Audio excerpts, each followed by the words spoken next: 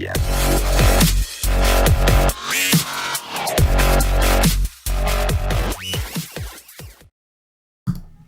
What up, nation? Welcome to another edition of the Wise Take NBA DFS First Look. Today we are covering the slate on Monday, October 28th, 2019. My name is CK013. You can find me on Twitter at CK_013.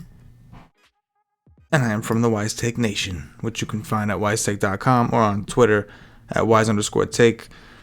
Be sure to follow both me and the Wise Take Twitter for the latest and greatest in NBA DFS, NFL DFS, really anything worth playing, including NHL. Shout out to the NHL guys. We got an NHL team that's been crushing it since the start.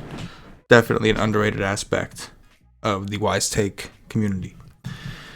Hopefully you guys are coming off a pretty good Sunday. My Sunday was all right, not as good as I wanted it to be. I had a lot of Ty Johnson, got duped with that, but I had a lot of everything else right. And the basketball slate is kind of still ongoing. It's about 11:04 p.m. Eastern as I do this first look currently. And I've got a lot of Anthony Davis, who had 40 at half. So I'm hoping he can finish strong and do the dirty for the nation. We've got a monster slate on Monday. Oh, real quick before I get into this. I did say for Friday's show that if we got 60 likes on the video, I would do a giveaway. So we will be doing a giveaway. Stay tuned to the end of the show to find out what the giveaway is. We're going to give away another month of Wise Take access with the Slack chat. So, y'all did what y'all had to do. 60 was the goal. We got 75. That was awesome. We'll do another contest today. And to follow along, if you're listening to this on iTunes or Podbean, you do have to go to the YouTube channel, subscribe over there, which if you're new to the channel, hopefully that's the first thing you're doing is subscribing, hitting notifications bell so you're notified whenever we do go live. We do a lot of free content on here, podcasts, these first look type shows. We do it for NFL as well, so you want to be notified whenever we come out with some fire. Simple. All right, let's take a look at this monstrous, enormous slate we have. Details for the giveaway coming up at the end. All right, so first thing, just looking at all the players, Giannis is the most expensive. Still seems underpriced for a guy that's put up 70 DraftKings points in 2 straight games. Now, granted, against Miami, this game went to overtime. You can see there's a big discrepancy in minutes between how much he played in Houston, which is 28. He got into foul trouble in both games. But against Miami, he went to overtime, so just the usage is out of control. This guy's rebounding numbers are insane. Cleveland doesn't have, in my opinion, an answer for him. I don't think Tristan Thompson, I think, is a decent defender for guys that aren't freaks. But for guys that are freaks like Giannis, I just don't see it. So, not sure why he's only 10-6. Even if you don't want to buy into the high, I feel like just based off the scores and the popularity that he's been, he should be a little higher. We like to call him Big D. Shout out to Cash and DFS. He used to do these shows with us with all the nicknames. Big D. Those of you that are with us, the OG members, know what that means. James Harden, I'm not ready to give up on yet. There's no question, like last year, we were playing Harden. Everybody was hurt, and he had like a 40% usage rate. With Westbrook there, it's dropped to around 30, which is still awesome. And his price has also dropped from what it was last year. He had not hit value yet. At least not the value you want. Not that he's done terrible. Against New Orleans, the rebounds and assists being slow were a little alarming. Now, Westbrook did go off that game, but, I mean, my man took 18 threes. 18 threes. Only made 2. He made 2 out of 18. He took 29 shots. 18 of them were threes. He's still going to do things that other players aren't going to do. And he's still just a phenomenal option for fantasy purposes. Going over to point guards, I guess we'll just get this thing rolling. We talked about Harden already. This is a back-to-back for Golden State. It is for Oklahoma City as well. They played each other, I think. But, yeah, right here. The usage for Curry has been awesome. Just his team is just really bad. And I think that's an obvious issue when looking at a guy like Steph Curry, who's only gotten 30 minutes in both the games, probably because the games blew out. New Orleans doesn't strike you as a team that'll blow guys out, but they are young, they are fast. Could be an interesting game, but I think Curry, if his ownership is going to drop a little bit, could be an interesting tournament play. We know New Orleans is going to push the pace they run. They're young. I don't like the fact that it's a back-to-back for Curry, but it is early in the season. And again, like Westbrook had a monster day. It could be a good opportunity if his teammates play well. That's what it's going to come down to. His teammates got to play well to keep him in the game. If you like narrative, it's Russell Westbrook day. It's crazy that Russell Westbrook is 9,400. Coming off of 2 straight 60s. He's been the one producing. Everybody thought Harden was going to do it, but Westbrook has been the one posting up points, taking higher percentage shots closer to the basket, also still grabbing rebounds and assists, just hustle points. Not to mention, he is going to host his old team, who he feels kind of abandoned by. He feels betrayed. He wanted to stay there. He elected to stay there. Kevin Durant left. He stayed. Basically called Kevin Durant, you know what, for leaving. He stayed, though. And they just decided we need to rebuild and not around you. So I definitely think, knowing Westbrook, he is a pretty, emotional type player. He's a hustle guy. If you have a lot of Westbrook, I would definitely, it's coming to a point where it's difficult to play Harden and Westbrook together because of the demand. With their prices, you're demanding a lot of points. You need both to go for 60, and that's just, it's going to be hard to do. New Orleans was their best chance to do it, and they still couldn't do it. And had Harden hit some of those shots, they probably would have blown him out. And then what? So looking at Westbrook, I think that if you do have a lot of Westbrook, you're going to want other teams with some Harden, because there is a possibility Westbrook, being as emotional of a player that he is, gets some technical fouls, or whatever the case may be, and gets ejected, and then Harden gets all the usage to himself again. But that's all hypotheticals.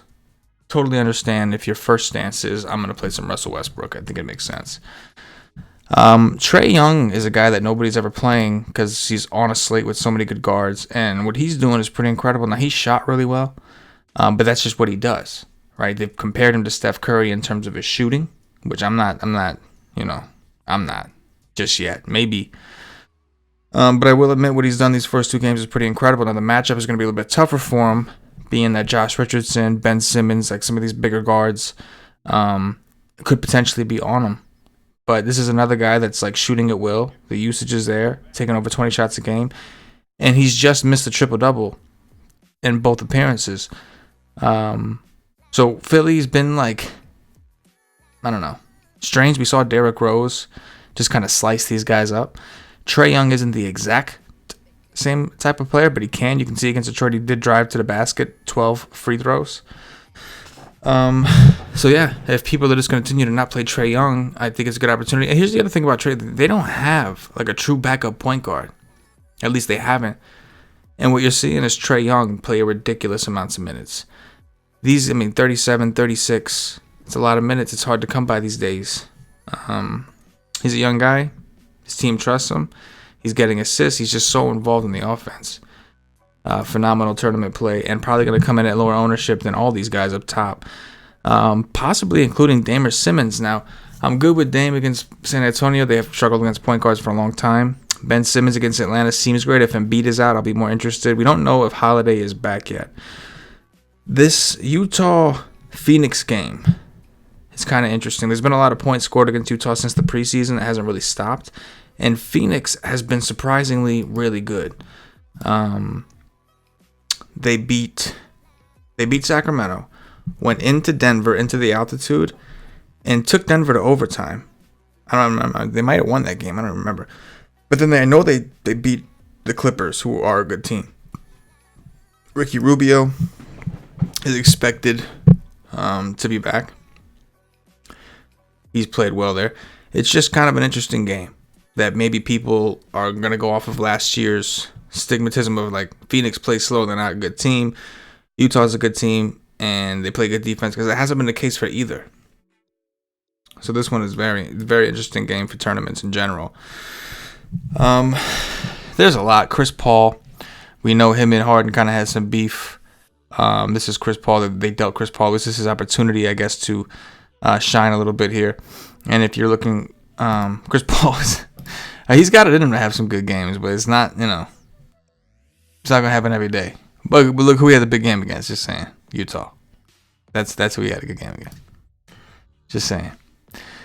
I think Lou Williams is in a phenomenal spot against Charlotte. Wings against Charlotte. Bigs against Charlotte. Charlotte just does not play defense. So a lot of these players, Lou Williams, Montrezl Harrell, both probably going to be a popular pairing, I think, game stack style. Kyle Lowry seems a little too cheap. Now, Orlando is playing slow, but he seems a little too cheap. I mean, he was around this price when Kawhi Leonard was on his team. He's not there. And he's playing well. You can see, I'm not worried about the shot attempts with Lowry. He's not the greatest shooter, to say the least, but he's taking the attempts, almost 10 threes a game. He's averaging about 10 threes a game through 3 games. And the assists are there, rebounds, he's going to hustle. The minutes have looked really good. Minutes have looked really good for Lowry. I do think Lowry is a pretty good tournament play at 7-3 as well. Brogdon's been balling. You want to talk about a new role? Look at these assists, double-digit assists. He's double-doubled in both his games. Cleveland is they're horrible against guards. Absolutely horrible. He just did it to Detroit. He just did it to him, right? Only shot 38.5% from the field. Went to the free throw line a ton. Assists were there. Now 6'9" is just, it's an uncomfortable price tag to pay for him, but we've been kind of leaning towards him when I noticed that first game, because I saw him doing it in the preseason. I saw him kind of taking that usage and playing like a true point. We never saw Darren Collison play like this. So it's interesting to kind of letting him go and kind of do his thing. Derrick Rose feels like he's way too cheap still, right? $5,400 for a guy that's going for 30s and 40s and taking a ton of shots and taking high percentage shots closer to the basket. The problem is that when that day comes where he doesn't shoot well, and it could be here with Brogdon on the court, like when that game comes where he doesn't shoot well, that's when you get he's not getting a ton of assists, he's not getting a ton of peripherals. That's where you can get some problems. Schroeder had a monster day. In 25 minutes, Schroeder went for 48. Look at that. Dennis Schroeder, you dog. 8 rebounds for this little man. 4 steals. Game of his life. Nah, not a chance. Not a chance. I'm going back to that. Nope. No, sir. Not going to be chasing that. This guy ruined my life the other day. Neil Alexander Walker. Nah. That's what I should have said. When they asked me if I was playing him, I should have said nah. Because he did everything he could to ruin my night the other night. It wasn't his fault. I mean, I'm just kidding. It wasn't his fault. His coach didn't play him. Oh, look at that. There's some people in the chat now. Huh? There's nobody. People watching. Let's go over to shooting guard for a little bit. We talked about Drew Holiday being questionable. If he does play, he's an option, but he doesn't really seem to be like Ingram's kind of taking over this team, it looks like to me. Levine's interesting, but scoring dependent, but the usage we know, right? We talked about Lou. Nothing too new I'm seeing. You know, it's interesting with the Knicks situation. They're playing Chicago, who's not a good defensive team, but they're also kind of slow. Dennis Smith Jr. is out dealing with a personal, I think there was a death in the family or something like that. So best wishes to him and his. But with that said, he's ruled out. And ELFRID Payton, Frank Nitti, and RJ Barrett should be shuffling in somewhere between there. The point guard minutes, RJ Barrett and Elf also playing some off the ball. ELFRID Payton is a shooting guard on DraftKings. It's crazy. It's wild. That's the world we live in. Pretty good situation for him to get a triple-double, I think. Number 1, Chicago's not a very good rebounding team, so there should be some extra boards. Number 2, maybe his minutes are more solidified. Maybe. You never know. Fizdale, you just never know. But maybe his minutes are more solidified with DSJ not being an option. And also the bigs are in a really good situation against Chicago. So that sets up nicely for assists for Elf. So I think he's interesting, but because of the coach, I can't just, can't go too heavy on that. You got to take it with a grain of salt, if you will. And RJ Barrett is one guy who has played a ton of minutes, so this seems like a pretty good spot for him as well. He's just getting there because of the minutes. He's just a minutes play. And maybe with DSJ out, maybe we bypass Elf and just look right to RJ Barrett. Because that's what they want. Right? Another guy that's playing a ton of minutes. If Embiid is out, Richardson, kind of interesting. He disappointed me against Detroit. Just wasn't overly involved, but he did play 37 minutes. And with Trae Young on the court, perhaps Richardson is their answer to try to slow him down. So 5,300 against a fast-paced team that is turnover-prone for a good defender. I think I'm into it. Josh Hart, 4,800. If Holiday is out, I would probably still come here against Golden State.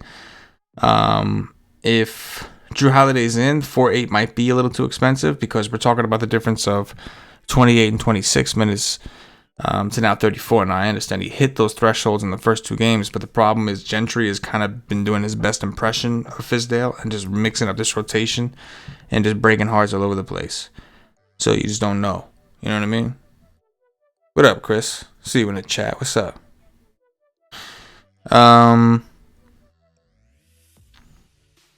Yeah, I'm sure there's guys we could talk about, but I'm going to keep it moving. We talked about Giannis. Kawhi's in a great spot. He's just, I say he's scoring dependent, then he goes out there and almost gets a triple-double. So we got to watch what I say about people.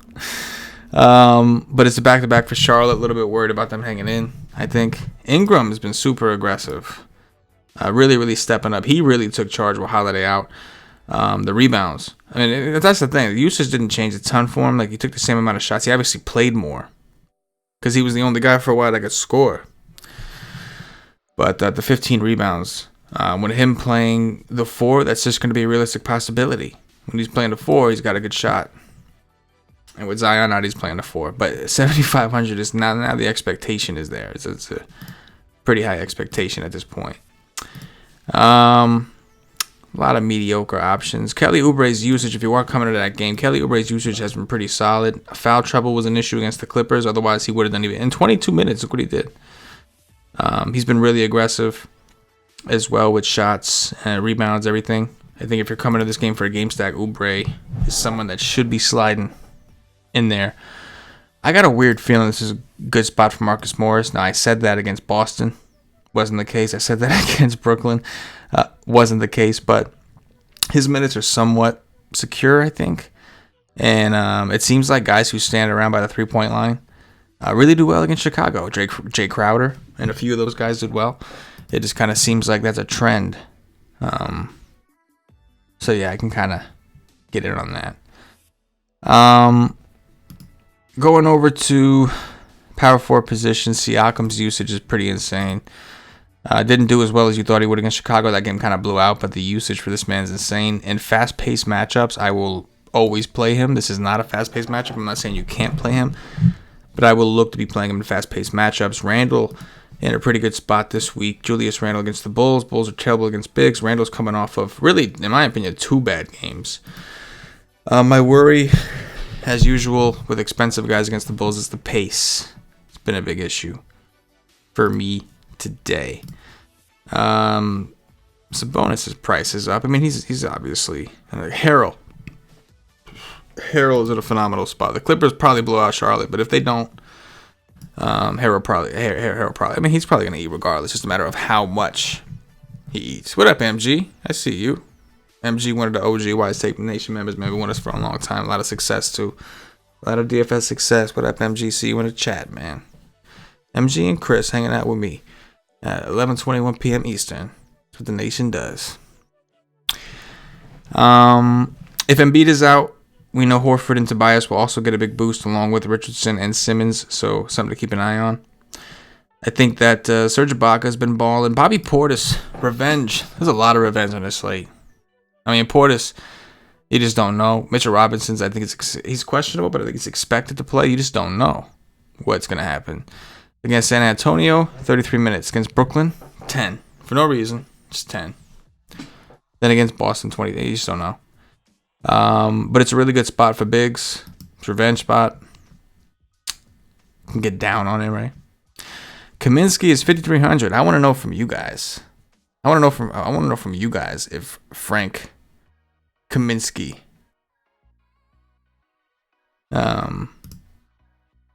is too expensive at 5,300. Is he too? What up, Pittsburgh, bro? Oh, you're in a Minimax with me, all right? in the minimax with me. Okay.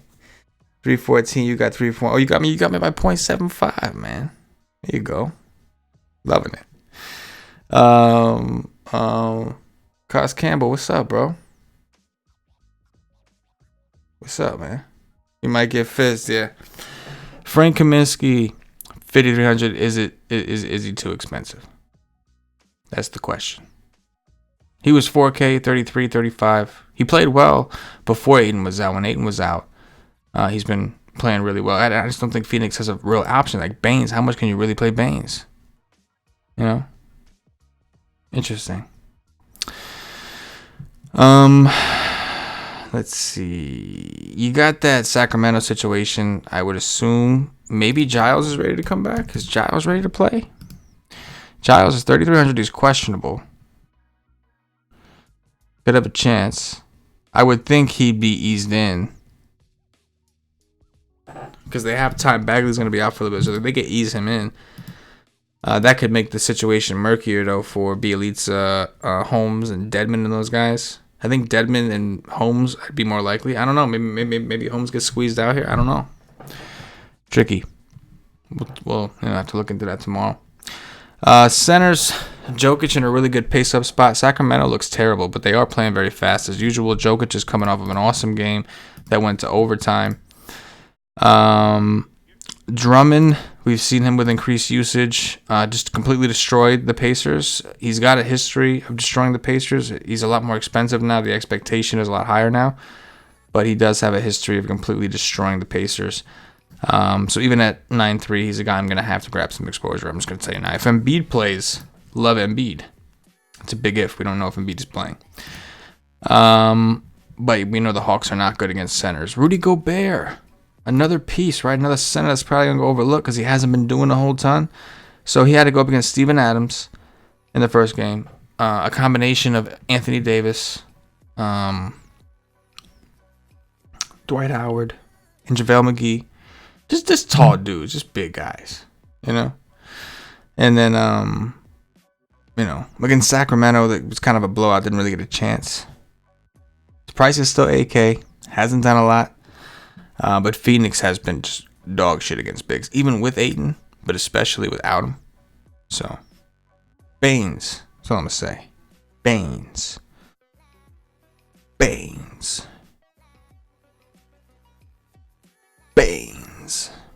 Whiteside, 7,600. Back-to-back. I don't love taking bigs on the back end of a back-to-back, but the Spurs typically get smashed by centers. Nothing's really changed, so they should continue to get smashed by centers. Mitchell Robinson, another guy, we talked about Portis. One of those centers is probably doing the dirty, or Randall, one of those three. It's a matter of figuring which one. You know who's been playing well? Serge Ibaka's been playing well. In limited minutes, too, against Chicago. See, against Chicago, what did I tell you? Chicago, bigs against Chicago. Yeah, I know, it's not crazy.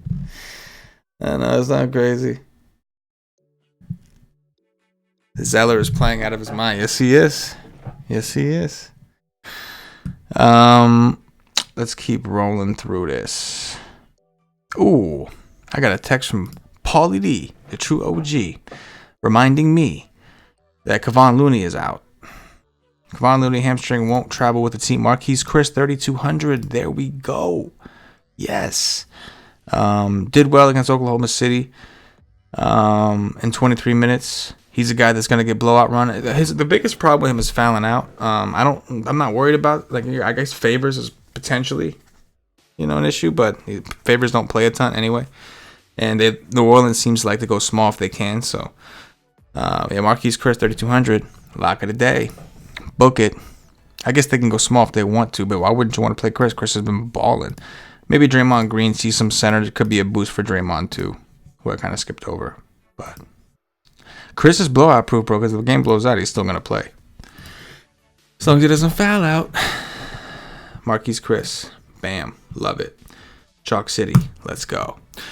All right, I think that's going to do it, Nation, for the actual slate breakdown portion of this. Now, I did promise we were going to do a giveaway, right? So hit the like button. I'm not going to hold y'all to any restriction because y'all met with y'all requirements Friday.